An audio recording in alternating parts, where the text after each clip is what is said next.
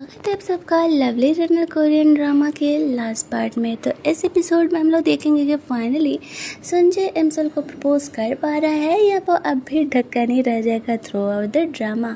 तो इस एपिसोड की शुरुआत में हम लोग संजय और एमसल को उसी प्रिटी तरीके से डेकोरेटेड यॉट पर देखते हैं। एमसल उसे पूछती है कि वो लोग यहाँ पर क्या कर रहे हैं, तो संजय कहता है कुछ नहीं है, बस मैं तुम्हारे साथ यहाँ पर कुछ और मेमोरी बनाना चाहता हूँ। अब जैसा यहाँ का सिचुएशन था वैसा यहाँ पर एमसल को लगता है कि शायद संजय से प्रपोज करना चाह रहा है। इससे पहले कि संजय यहाँ पर सारा फायर क्रैकर्स वगैरह उसके दोस्त लोग मिल करके सारा सेटअप किए हुए थे, वो संजय उसे रिंग निकाल करके एमसल को दे पाता, उसे प्रपोज कर पाता। एमसल उसे चिढ़ाते हो, कहते एक सेकेंड, तुम मुझे प्रपोज तो नहीं करने का प्लान कर रहे हो। वो ऐसे फ़नी वे में कहती है ना कि संजय बेचारा हाँ कहीं नहीं पाता है, उसके तो टाइमिंग का कबाड़ी हो जाता है। एमसल यहाँ पर उसे छेड़ते हुए कहती है नहीं नहीं नहीं, मैंने बहुत सारे मूवीज़ में देखा है कि लड़का यहाँ पर प्रिटी से गर्ल को इस तरीके से यॉट पर लेकर के आता है और फायर क्रैकर वगैरह का शो करके वो उसे प्रपोज करता है। कहीं तुम ऐसा तो प्लान नहीं कर रहे हो, बैक इन चलो बाहर आ जाओ। संजय का जो मैनेजर है उसका नाम लेकर के कहती है चलो बाहर आ जाओ, आई नो कि तुम लोगों ने सब सेट किया है। अब संजय यहाँ पर भला उसे क्या ही बताता, उसे लगता है कि शायद एमसल को ये काफ़ी फ़नी लगता है, इसी वजह से वो यहाँ पर प्रपोज उसे नहीं कर पा रहा था। संजय हंसते हुए एमसल को कहता है अरे नहीं नहीं, आई थिंक कि तुम ओवर थिंक कर रहे हो, ऐसा कुछ नहीं है। तभी हम लोग यहाँ पर देखते हैं कि जो उसका मैनेजर था ना, वो 3, 2, 1 की गिनती करने लगता है, काउंटडाउन, इसलिए क्योंकि थोड़ी ही देर में यहाँ पर फायर क्रैकर्स के शो होने वाले थे। बेचारा हमारा संजय यहाँ पे परफेक्ट टाइमिंग ही ढूंढते रह जाता है। एमसल उसे कहती है कि एक्चुअल में वो मूवी डायरेक्टर बनना चाहती है। संजय को याद आता है कि उसने उसे पास्ट में कहा था कि वो मूवी डायरेक्ट करना चाहती है, उसे ये काम बहुत ज़्यादा ही पसंद है। तो एमसल वही बात उसे कहती है कि तुमने मुझसे कहा था ना कि हमें अपनी ड्रीम को फॉलो करना चाहिए, भले ही कुछ टाइम का समय मिले हमें उसे जीने के लिए। तो मैंने डिसाइड किया है कि मैं मूवी डायरेक्शन में अपनी किस्मत आजमाऊंगी। मुझे नहीं पता कि मैं अच्छी मूवी डायरेक्ट कर पाऊँगी ये नहीं, बट मैंने डिसाइड किया है। अब संजय कहता है तुम्हें जो करना है करो, मैं फुल्ली तरीके से तुम्हें सपोर्ट करने के लिए तैयार हूँ। एमसल कहती है तब तो मैं कुछ महीनों के लिए काफ़ी बिजी होने वाली हूँ। संजय कहते हैं कोई बात नहीं, मैं इंतज़ार कर लूँगा तुम्हारा।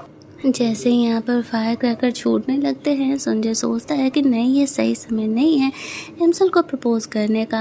एमसल को वो फायर क्रैकर का आवाज़ ना सुनाई दे, इसी वजह से जल्दी जल्दी वो उसे कोर्ट में कवर कर लेता है। उसका मैनेजर यहाँ पर उसके प्रपोजल के लिए इतना प्रिटी सा केक लेकर के आता है, वो उसे सारा करता है जल्दी जल्दी लेकर के जाने के लिए। यहाँ पर उसका फ्रेंड बैकिन इस तरीके से रोज़ पेटल फेंकते हुए यहाँ पर आ रहा था उसे प्रपोज करने में हेल्प करने के लिए, जैसे कि उसने पहले भी किया था, लेकिन संजय उसे वहाँ से हटाने के लिए कहता है सब जल्दी जल्दी उन्हें वहाँ से हटाते हैं। और तब तक संजय एमसल को इसी तरीके से रखा हुआ था ताकि उसकी इज्जत का कबाड़ा ना हो जाए। यहाँ पर drone will you marry me का इस तरीके से लिखा हुआ लेकर के आता है। अब उससे भी इशारा करता है जल्दी जल्दी हटाने के लिए। मैंने इतना मेहनत से इतना प्रिटी तरीके से सब कुछ किया था, लेकिन सब बर्बाद चले जाता है। वो एक राइट टाइमिंग का वेट कर रहा था और वो एमसल के फेमस होने का इंतज़ार करता है। अगला सीन हम लोग एमसल को देखते हैं जो कि अपने मूवी डायरेक्शन में लग जाती है। बेचारा हमारा संजय उसे प्रपोज नहीं कर पाया, वो अपना काम कर रहा होता है और एमसल यहाँ पर अपना काम कर रही थी। संजय ने एमसल के लिए इस तरीके से कॉफ़ी का ट्रक भेजा था और यहाँ पर वो ये देख करके काफ़ी खुश हो जाती है। वो संजय को कॉल करती है तो संजय भी यहाँ पर साथ में आया हुआ था। वो एमसल से मिले बिना नहीं रह पा रहा था। अब यहाँ पर सेट पर सबको पता था कि वो दोनों एक दूसरे को डेट कर रहे हैं। सब इनके लिए काफ़ी ज़्यादा खुश थे। एमसल अपनी मूवी डायरेक्शन में लग जाती है। अगले कुछ महीने उसके काफ़ी टफ रहते हैं, लेकिन वो पूरी मेहनत से पूरी लगन से अपनी मूवी को कंप्लीट करती है। मूवी की शूटिंग तो हो गई, अब एडिटिंग भी वो खुद ही कर रही थी क्योंकि उसके मूवी का बहुत ज़्यादा यहाँ पर बजट नहीं था, इसीलिए बहुत सारे काम उसे खुद ही करने पड़ते हैं। और टाइम बाय टाइम संजय यहाँ पर एमसल को रिसीव करने के लिए आते रहता है। भले ही वो खुद भी कितना बिजी हो, एमसल भी कितना बिजी हो, लेकिन वो उसे अकेले नहीं छोड़ता है। इतना केयरिंग बॉयफ्रेंड ही तो चाहिए जो कि उसके ड्रीम को सपोर्ट कर सके। अगले कुछ महीनों तक दिन रात मेहनत करके एमसल अपनी मूवी को एडिट करती है और फिर इंटरनेट पर अपलोड कर देती है और फाइनली उसकी मेहनत रंग लाती है।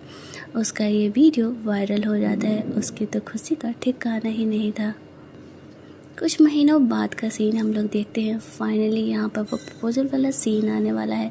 चेरी ब्लॉसम के मौसम में यहाँ पर संजय और एमसोल साथ में वापस से आते हैं। वो उसे याद दिलाता है, याद है पास्ट में किस तरीके से तुम पेडल पकड़ने का कोशिश कर रही थी, एक बार फिर से वैसे ही करे, शायद हमारी विश पूरी हो जाए।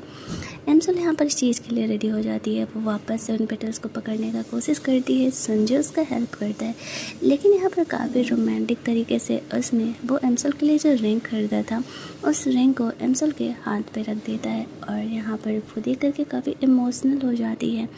यहाँ पर संजय फाइनली एमसोल को प्रपोज करते हुए वो रिंग पहनाता है। एमसोल भी उससे शादी करने के लिए हाँ कह देती है और यहाँ पर संजय एमसोल को किस करता है और जैसे वैसा करता है ना, दोनों यहाँ पर फ्लैशबैक में देखते हैं कि दोनों शादी कर रहे हैं। फाइनली जो इतने दिनों से हम लोग यहाँ पर अपनी थ्योरी लगा रहे थे कि क्या संजय को हैप्पी एंडिंग मिलेगी, क्योंकि अब तक जितने भी इस एक्टर ने ड्रामा किए हैं उसके तो सिर्फ यहाँ पर सैड एंडिंग ही हुए हैं। तो सबको यहाँ पर लग रहा था कि एमसोल और संजय को भी सैड एंडिंग ही मिलने वाले हैं, लेकिन thanks to this lovely runner director उसने हमारे प्यारे संजय और एमसोल के कपल को एक हैप्पी एंडिंग दिया है। और यहीं पर इन दोनों के शादी के सीन के साथ हमारा ये ड्रामा फिनिश होता है। अगर आपको लवली रनर ड्रामा अच्छा लगा हो तो वीडियो को लाइक शेयर करना, चैनल को सब्सक्राइब करना और हाँ, अगर इस टाइप के और वीडियोस देखना चाहते हो तो वीडियो पर मतलब चैनल पर बने रहना, क्योंकि जल्दी ही इसी टाइप का एक और रोमांटिक ड्रामा आने वाला है जिसे कि मैं इसी चैनल पर एक्सप्लेन करने वाली हूँ। और अगर आपको मेरे एक्सप्लेनेशन अच्छे लगते हैं तो जल्दी जल्दी मेरे चैनल को सब्सक्राइब कर लो। और हाँ, अपना संजय और एमसोल का फेवरेट सीन चाहो तो कमेंट में मैसेज कर सकते हो, मैं उसे अपने नेक्स्ट वीडियोस में ज़रूर दिखाऊंगी। अब चलो ये ड्रामा तो ख़त्म हुआ, अब कुछ बातें हम लोग इस ड्रामा के बारे में कर लेते हैं। कुछ फ़नी सीन्स आप लोगों ने क्या सोचा था, आप लोगों ने मुझे बताया नहीं। क्या आपको लगा था कि संजय को सच में एक हैप्पी एंडिंग मिलने वाली है? क्योंकि ट्रस्ट में गाइस, मुझे तो नहीं लगा था। इस एक्टर ने सच में अब तक कभी भी हैप्पी एंडिंग नहीं दी हुई है। मुझे लगा था कि शायद इस बार भी वो लास्ट में उसके नाप के थ्रू या तो मरने वाला है या तो एमसोल की ही डेथ होने वाले हैं। इंस्टाग्राम पे भी बहुत सारी ऐसी थ्योरीज चल रही होती हैं, लेकिन थैंकफुली इनका ये शादी वाला सीन देख कर के जो मुझे सुकून मिला है ना कि बस पूछो ही मत।